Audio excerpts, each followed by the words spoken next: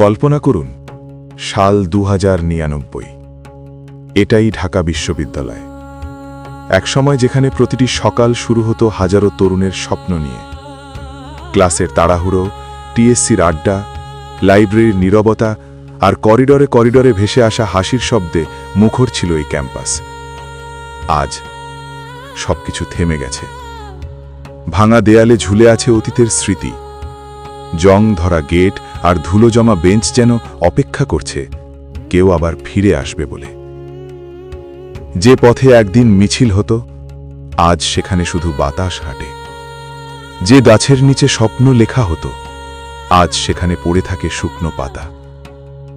ক্লাসরুমগুলো ফাঁকা, ব্ল্যাকবোর্ডে অর্ধেক লেখা কিছু শব্দ, যেন সময় হঠাৎ থেমে গেছে কোনো এক দুপুরে। এখানে একসময় জন্ম নিয়েছিল চিন্তা, প্রতিবাদ, ভালোবাসা আর হাজারো গল্প। এই ক্যাম্পাস ছিল এক শহরের হৃৎস্পন্দন। কিন্তু আজ ঢাকা বিশ্ববিদ্যালয় শুধু একটি পরিত্যক্ত স্থাপনা নয়, এটা যেন এক নীরব প্রশ্ন, মানুষ কোথায় গেল? হয়তো কোনো একদিন কেউ আবার এই গেট পেরিয়ে ভেতরে আসবে, ধুলো ঝেড়ে তুলবে পুরনো বেঞ্চে বসা স্বপ্নগুলো। আর তখন এই নীরব ক্যাম্পাস আবার শুনবে মানুষের কণ্ঠস্বর। কারণ ইতিহাস কখনো পুরোপুরি হারিয়ে যায় না, সে শুধু অপেক্ষা করে ফিরে আসার।